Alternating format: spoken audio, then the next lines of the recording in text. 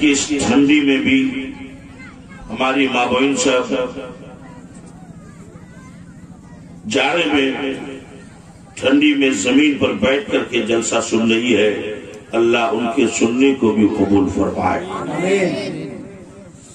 میری ماں بہنوں، آپ بھی تھوڑا سا ادب کے ساتھ بیٹھ جاؤ، ہے نا؟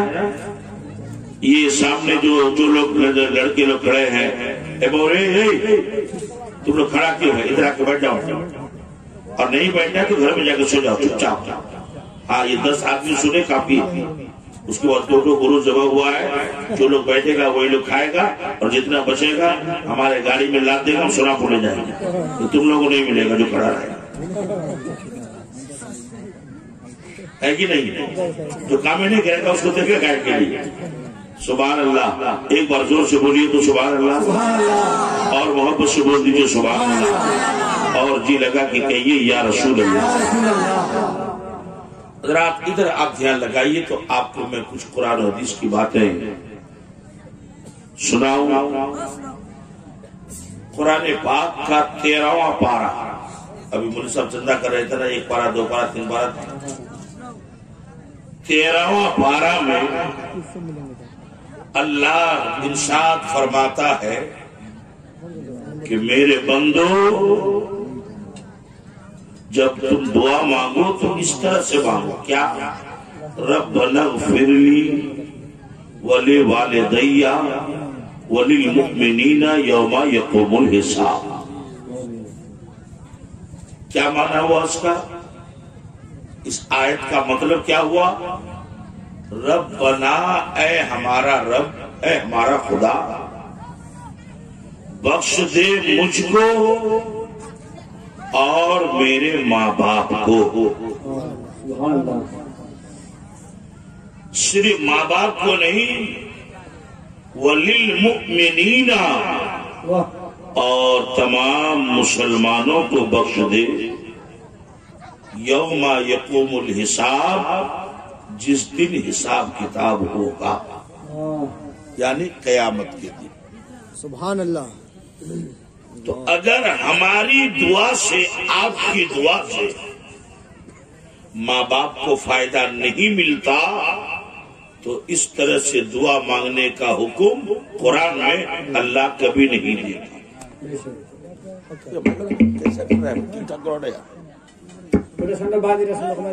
تو بڑا تک دور میں کائے کے لیے آواز دیتا، یہاں آواز دو نا،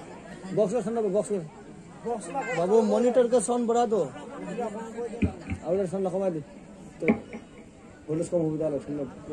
حضرات توجہ فرمائیں، تو اس کا مطلب اگر ہم اور آپ اپنے ماں باپ کے لیے، دوسرے مسلمانوں کے لیے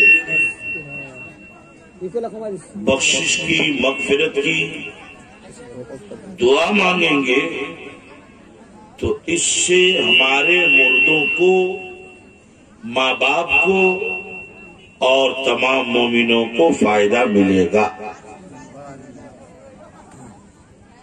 اب کیسا فائدہ ملتا ہے،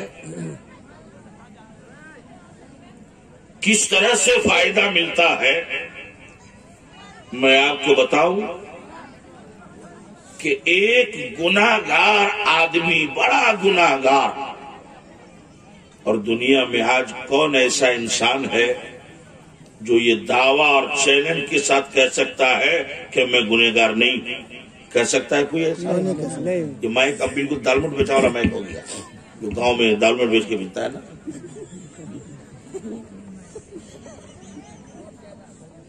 چنچناتا ہے۔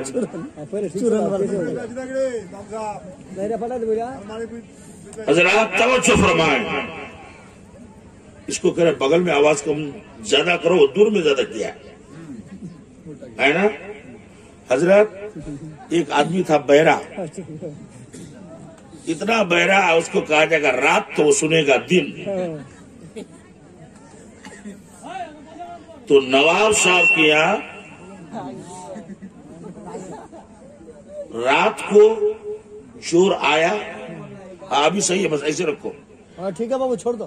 نواب صاحب کیا رات کو چور آیا اور گرو بھیج سب جس سے پہلے ڈکیتی ہوتا تھا لیکن چلا گیا، تو نواب صاحب نے اسی نوکر کو جو بہرا تھا اس کو بلایا کہ ادھر آؤ اور چلے جاؤ چوپڑا تھانہ، اس میں لکھا کے آؤ۔ لو حضور کیا لکھا کے آئیں گے؟ کہ یہ لکھانا کہ رات کا وقت تھا، 12 بج رہے تھے، آسمان میں تارا چمکتا تھا، زمین پر کتا بھونکتا تھا، چور لوگ دیوار کے اوپر سے کود کر آیا اور گرو بھینس لے کے چلا گیا۔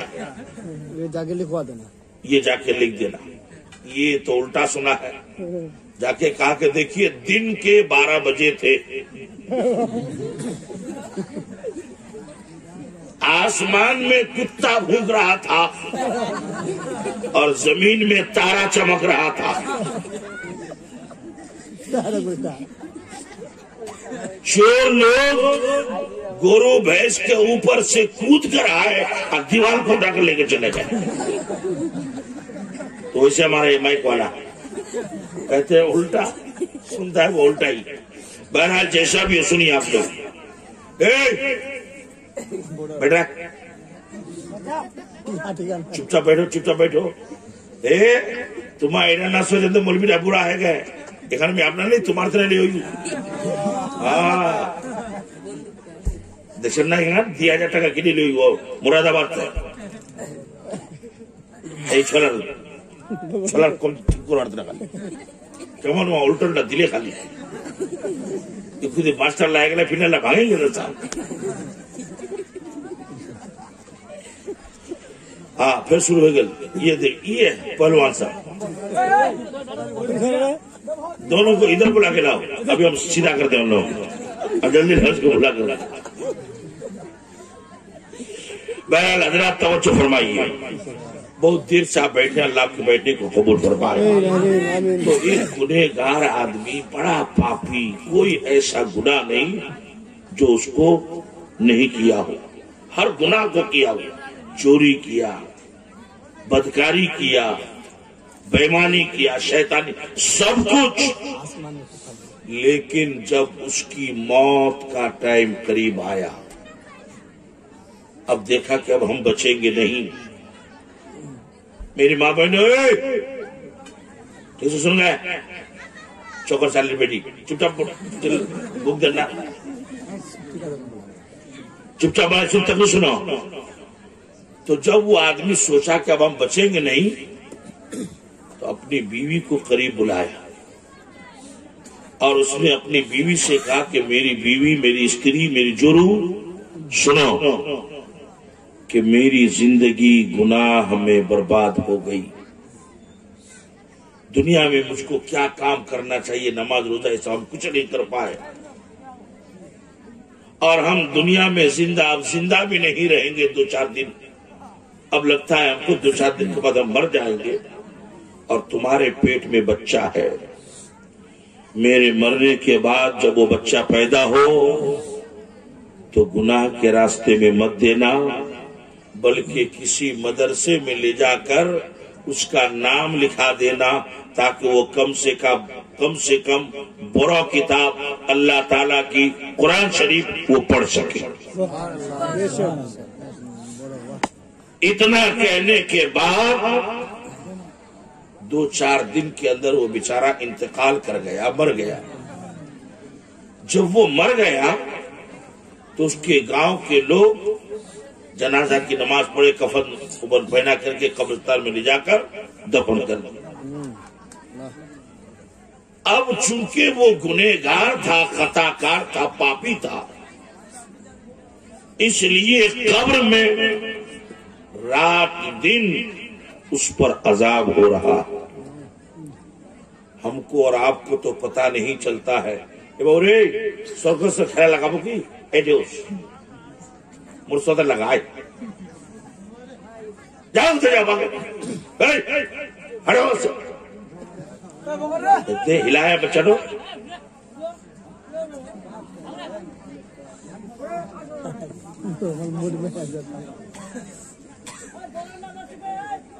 हजरात हमको आपको पता नहीं चलता है। हदीस शरीफ में है कि कब्रिस्तान में कब्र के अंदर मुर्दे की इतनी पिटाई होती है, इतनी पिटाई होती है, इतना वो चिल्लाता है, चीखता है کہ اگر انسان اس آواز کو سن لے تو اس کا زندہ رہنا مشکل ہو جائے. صبح صبح فجر کی نماز کے وقت ایک اتنا بڑا ہتھوڑا، جس کو مریا ہم لوگ بولتے ہیں، مریا جس سے اینٹا توڑتے ہیں، اتنا بڑا مریا لے کر کے ایک آدمی آتا ہے اور اس مردے کو مارنا شروع کر دیتا. وہ مردہ چلاتا ہے، کہتا ہے کہ بھائی تم کون ہو، مجھ کو کیوں مارتے ہو؟ تو وہ کہتا ہے کہ میں تمہاری فجر کی نماز ہوں جس کو تم ادا نہیں کرتے تھے. اللہ تم نے نمازیں برباد کی ہے، نمازیں چھوڑی ہے، اس لیے میں تم کو سزا دینے کے لیے آئی ہوں. صبح سے لے کر کے وہ مارتے مارتے مارتے مارتے دوپہر میں جب تک ظہر کی اذان نہیں ہوگی اس وقت تک وہ مارتا رہے گا. جب ظہر کے ٹائم 12-1 بجے ظہر کی نماز کا وقت ہوا، اس وقت وہ مارنا چھوڑ دیتا ہے. وہ سوچتا ہے مردہ کہ چلو میری جان بچ گئی. ابھی وہ چھوڑا تھا کہ دوسرا آدمی اس سے بڑا مریا لے کر کے پہنچا. وہ اور زور زور سے مارنے لگا. مردہ کہتا ہے کہ بھائی تم کون ہو؟ تو کہتا ہے ابھی پوچھتے ہو تم کون ہو؟ میں تمہاری ظہر کی نماز ہوں جس کو تم چھوڑتے تھے دنیا میں. اب وہ مارتے مارتے مارتے مارتے عصر کے ٹائم تک مارتے رہتا ہے. پھر جب عصر کی نماز کا وقت ہوا وہ چھوڑ کے بھاگتا ہے. مردہ سوچتا ہے کہ چلو میری جان بچ گئی. مگر پھر تیسرا اس سے بڑا ہتھوڑا لے کر آتا ہے اور وہ اور زور سے مارنے لگتا ہے. یہ پوچھتا ہے کہ تم کون ہو؟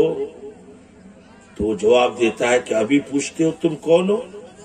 میں تمہاری عصر کی نماز ہوں جس کو تم دنیا میں ادا نہیں کرتے. اسی طرح سے سمجھ جائیے مغرب کے وقت، عشاء کے وقت 24 گھنٹہ اس مردے کی پٹائی ہوتی رہتی ہے. وہ مردہ چیختا ہے، چلاتا ہے. یہ جو ہمارے آپ کے ہڈی سب ادھر کون سی کیا بولتے ہیں اس کو؟ پنجرے کی ہڈی. حدیث شریف میں ہے کہ قبر اس کو اتنا، ہم لوگ تو اتنا بیچ میں کھاد کھود کر کے مردہ کو دبل کے چلے آتے ہیں، مگر ادھر والا پہاڑ اور ادھر والا پہاڑ یہ مردے کو اتنا دباتی ہے کہ اس کے ادھر کی پنجٹی ادھر اور ادھر کی پنجٹی ادھر ایسے گھس جاتی ہے. آج ہم کو آپ کو چاٹی کاٹ لے تو کتنی پریشانی. ایک ہڈی ٹوٹ کر اس میں، وہ ٹوٹ کر اس میں گھس جائے تو کتنی بڑی تکلیف ہوگی. تو وہ گنہگار آدمی جب لوگوں نے اس کو قبر میں لے جا کے دفن کر دیا تو اس پر رات دن عذاب، پریشانی، مصیبت. قبر میں وہ چلا رہا، چیخ رہا ہے. اللہ کی شان کے 6-7 مہینہ کے بعد اس کی بیوی کے پیٹ میں جو بچہ تھا، ایک لڑکا، ایک بیٹا پیدا ہوا. سبحان اللہ بولیے، اور زور سے بولیے سبحان اللہ. تو بچہ آج پیدا ہوا. آج ہی تو وہ مدرسہ جانے کے قابل نہیں ہوتا ہے نا، ہے نا. گورو بکری کا بچہ پیدا ہوا، 1 گھنٹے کے بعد دوڑتا چلاتا ہے. لیکن انسان تو بڑا نرم ہے، نازک ہے. 4-5 سال کے بعد جب وہ بچہ چلنے کے قابل ہوا تو اس کی ماں کو اپنے مرے ہوئے گھر والے کی بات یاد آئی. اس نے ایک دن بچے کو نہلا دھلا کر، اچھا کپڑا پہنا کر، بچے کا ہاتھ پکڑ کر وہ خود مدرسہ چلی گئی. اور مدرسے کے مولانا صاحب کے پاس اس نے جا کے سلام کیا اور کہنے لگی کہ دیکھیے کہ یہ میرا بیٹا ہے مگر یتیم ہے. یتیم سمجھتے ہیں نا؟ جس کا باپ کس کو کہتے ہیں یتیم؟ جس کا باپ مر جائے. کہا یتیم ہے، اس کے سر پہ ماتھا پہ کوئی ہاتھ رکھنے والا نہیں ہے. یہ میرا بیٹا پیدا ہوا مگر پیدا ہو کر اپنے باپ کا چہرہ بھی نہیں دیکھ پایا. اللہ اس لیے مولانا صاحب آپ میرے بچے کو قرآن پڑھا دیجئے، آپ کی بڑی مہربانی ہوگی. چونکہ اس کے مرحوم باپ نے مجھ کی یہ وصیت کیا تھا تو مولانا صاحب کو بھی بڑا رحم آیا کہ اتنا چھوٹا سا بچہ اور باپ اس کا ہے نہیں. تو اس کو سامنے بٹھایا اور کہا پڑھو بیٹا بسم اللہ الرحمن الرحیم. وہ چھوٹا سا بچہ ہے، آج زندگی میں پہلی مرتبہ مدرسے میں بیٹھ کر اللہ کا نام لیا، بسم اللہ الرحمن الرحیم. اس کا معنی کیا ہے اس کو سمجھیے کہ کوئی بھی نیک کام اچھا کام شروع کیجئے تو بسم اللہ پڑھیے. اگر وہ کام اچھا ہو اس کا معنی یہ ہوتا ہے کہ اللہ کا نام لے کر میں یہ کام شروع کرتا ہوں. جو اللہ مہربان ہے، رحیم ہے، کریم ہے، دیالو ہے. جب اس بچے نے، چھوٹا سا بچہ زندگی میں پہلی مرتبہ اس نے اللہ کا نام لیا اور اپنی ننھی سی زبان سے کہا بسم اللہ الرحمن الرحیم. ابھی بچہ اتنا ہی کہا تھا، ابھی الف بے شروع نہیں ہوا ہے، الحمدللہ شروع نہیں ہوا ہے، قل هو اللہ شروع نہیں ہوا ہے، تبت یدا شروع نہیں ہوا ہے، قل اعوذ برب الناس شروع نہیں ہوا ہے، سورہ رحمان نہیں پڑھا، سورہ یاسین نہیں پڑھا، سورہ نوح نہیں پڑھا، سورہ ابراہیم نہیں پڑھا. اس نے کچھ بھی نہیں، صرف بسم اللہ پڑھا تھا کہ خدا کی رحمت کو جوش آ گیا، رب کو پیار آ گیا اور فرشتوں کو حکم دیا میرے فرشتوں فلاں قبرستان میں اس نام کا ایک بندہ مرنے کے دن سے لے کر آج تک عذاب میں ہے، جاؤ جاؤ اس کے عذاب کو دور کر دو، سبحان اللہ سبحان اللہ، اس کے عذاب کو ختم کر دو. تو فرشتوں نے کہا کہ اے خدا وہ تیرا بندہ تھا تو بڑا گندا، لیکن آج تیرا حکم ہو رہا ہے کہ اس کے عذاب کو ختم کر دے، تکلیف کو دور کر دے.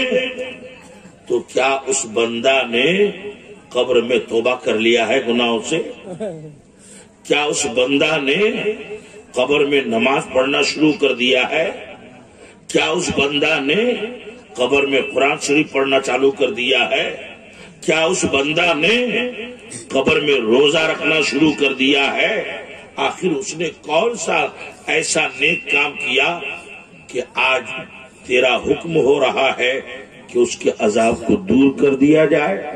تو اللہ نے فرمایا اے فرشتوں، جو میں جانتا ہوں وہ تم نہیں جانتے ہو، جو میں دیکھتا ہوں وہ تم نہیں دیکھتے ہو، جو میں سنتا ہوں وہ تم نہیں سنتے ہو. اے فرشتوں سنو، وہ میرا بندہ ضرور گندا تھا، اس نے قبر میں نماز شروع نہیں کیا ہے، روزہ شروع نہیں کیا ہے، حج نہیں کیا ہے، زکات نہیں دیا ہے، قبر میں قرآن پڑھنا چالو نہیں کیا ہے. بات یہ ہے کہ اس کے معصوم بیٹے نے مدرسے میں بیٹھ کر مجھے اللہ کہا ہے، مجھے رحمان کہا ہے، مجھے رحیم کہا ہے، میرا نام لیا ہے. اور جس کا بیٹا یہ کہے کہ اللہ بڑا مہربان ہے، پھر اس کے باپ کو میں عذاب دوں، یہ میری رحمت کو گوارا نہیں ہے. اس کے معصوم بیٹے نے میرا نام لیا ہے، مجھے اللہ کہا ہے، مجھے رحمان و رحیم کہا ہے.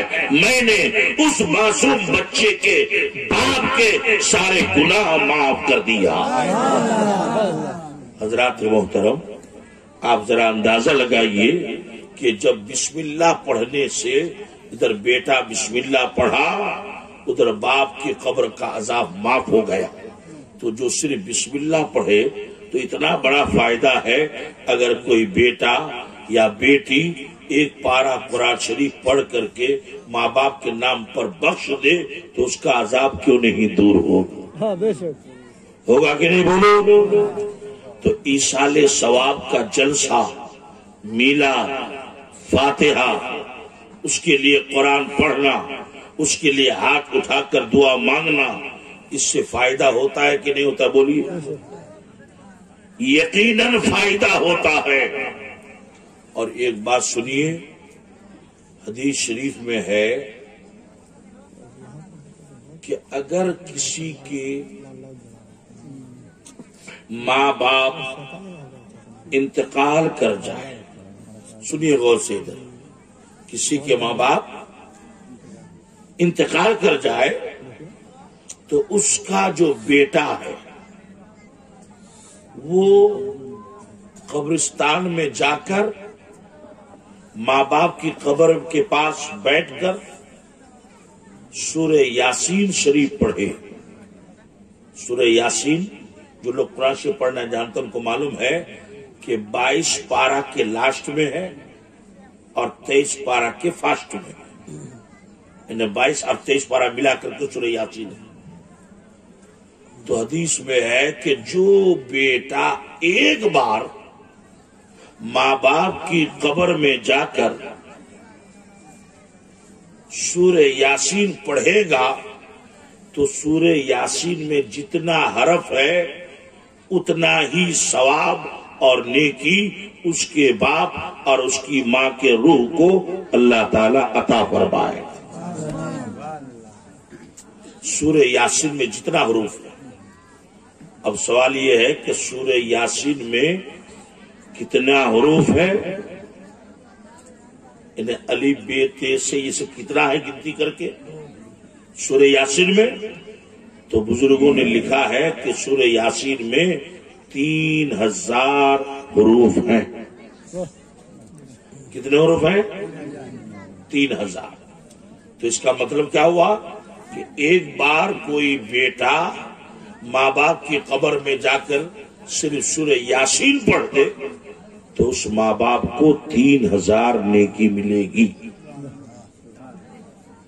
لیکن یہاں پریشانی یہ ہے، مصیبت یہ ہے کہ بڈھا مر گیا، 5 تو بیٹا ہے، بڑا والا کہے گا کہ ہمارے پاس ٹائم نہیں، ہم تو دنیا صاحب ہیں نیتا جی، تو ہم کو تو جانا پڑے گا پارٹی آفس، وہ ویسے ختم. چھوٹا والا کہے گا کیا ابھی تو مرسادی بھی کچھ بوڑھا موہ چبا رہی مکت ব্যবসা کرو ابھی چائے پاتی وہ مہینے ختم. اب ماجل اور ساجل کہے گا، وہ کہے گا وہ جائے گا، وہ کہے گا وہ جائے گا تو 1400 سال پہلے میرے نبی نے فرما دیا کہ یہاں بڑا چھوٹا مجلا سجلا کی بات نہیں. جو بیٹا ماں باپ کی قبر میں جائے گا تو ماں باپ کو جو فائدہ اور ثواب ملے گا یہ تو اس کو ملے گا. یہ بیٹا جو جائے گا آئے گا تو اس کا جانا اور آنا بیکار نہیں ہوگا، بلکہ جو صرف اپنے گھر سے نکل کر قبرستان جائے اور باپ ماں کی قبر پر سورہ یاسین پڑھ کے واپس آئے تو اتنا کرنے سے اس بیٹا کو اللہ تعالی ایک حج کے برابر ثواب عطا فرمائے.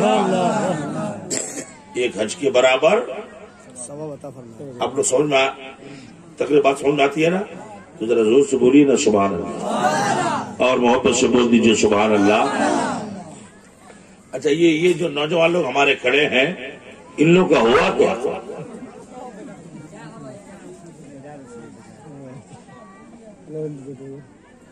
بھیا چائے والا تھوڑا تھا، آپ اور پیچھے چلے جائیے تاکہ جو چائے پیے گا تو ادھر ہی پی لے گا، کم سے کم نظر کے سامنے سے تو نہیں.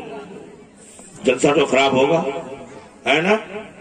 جلسہ میں ہم کو 5000 10,000 50,000 آدمی نہیں چاہیے، 10 آدمی اور ٹھیک سے سنے جلسہ کامیاب. ترکی بڑی اللہ ہاں تم اپنا لمبا کرے دو مالا مجھے مجھے چھوٹی کو رہو چینے رہے مغرا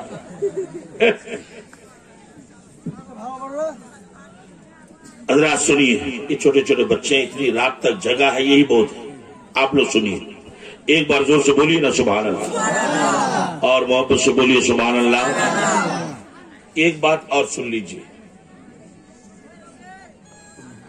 پکڑنا رہا ٹھیک سے اور آپ ٹھیک سے اور اوپر کرو ہاں اوپر اوپر آر اوپر تب نہ کو بھی تو چلتا سنا گئی اب کہو تو وارا سن بے کی اور وارا ثواب کی مل بھی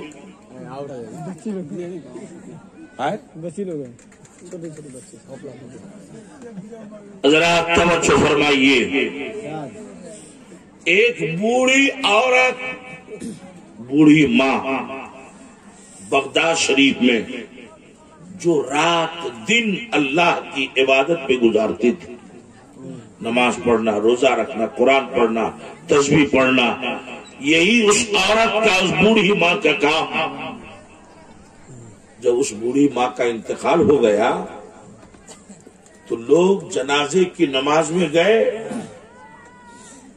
تو اس میں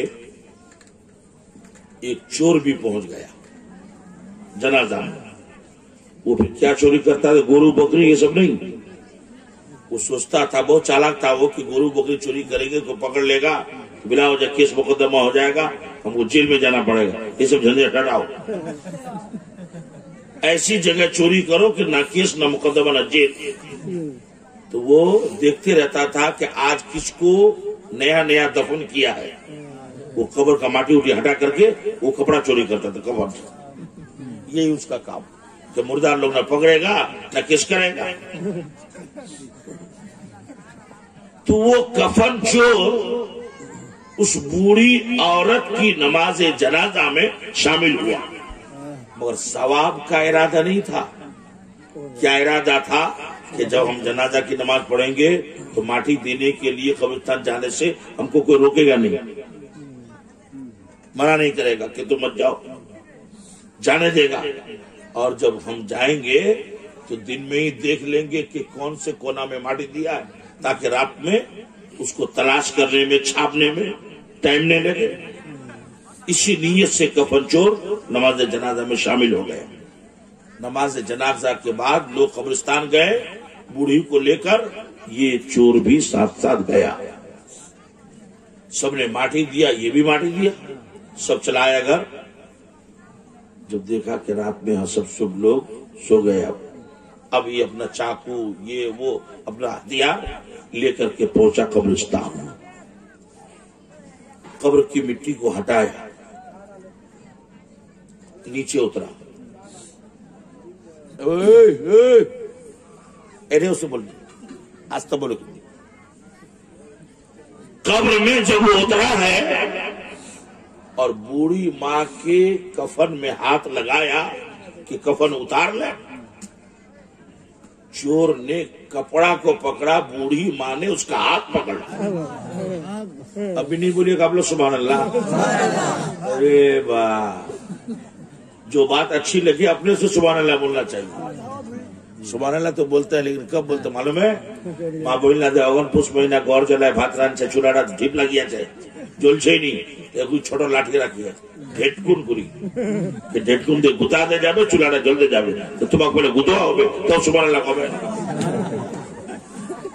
زور سے بولو یار سبحان اللہ اور محبت سے بولیے نا سبحان اللہ چور نے کپڑا پکڑا ہے اور بوڑھی ماں نے چور کا ہاتھ پکڑ لیا اب تو چور گھبرا گیا کہ بھائی اس سے پہلے تو کتنا مردار کا کپڑا چوری کیے تھے کہاں کوئی مردار پکڑا تھا یہ عورت کیسی ہے اس بوڑھی ماں نے چور کا ہاتھ بھی پکڑ لیا ہے اور منہ سے بولتی بھی ہے وہ کیا بولتی ہے بوڑھی ماں کہ سبحان اللہ آپ بھی بولیے تو بوڑھی عورت کہتی ہے کہ سبحان اللہ رجل مغفور یاخذ کفن امرأۃ مغفورہ کہ اللہ کی شان کہ ایک جنتی مرد जन्नती औरत का कफन चोरी करने आया। बात को समझिए, एक जन्नती इंसान जन्नती औरत का कफन चोरी करने आया है, तो वो चोर कहता, बूढ़ी माँ आप नमाजी, मुत्तकी, परहेजगार, तो आपके जन्नती होने में कोई डाउट नहीं, कोई शक शुबा नहीं, लेकिन आपने मुझको जन्नती कहा, मैं तो कफन चोर हूं, मैं तो गुनहगार हूं, मैं तो खताकार हूं, आपने मुझे कैसे जन्नती कहा है? वो बूढ़ी माँ कहती है, बेटे सुन, मुझे मालूम है कि तू गुनहगार है, तू खताकार है, तू बदकार है, तू कफन चोर है, मगर सुन, मैंने अपनी जिंदगी में खुदा की बारगाह में ये दुआ मांगी है, ए अल्लाह जितने लोग मेरी नमाज जनाजा में शामिल हो जाए, सब लोगों को जन्नती बना देना, सबके गुनाहों को माफ कर देना। तो चूंकि तुमने भी मेरी नमाज जनाजा पढ़ी है, इसलिए अल्लाह ने तुम्हारे गुनाहों को माफ करके तुम्हें भी जन्नती बना दिया। सुभान अल्लाह, सुभान अल्लाह।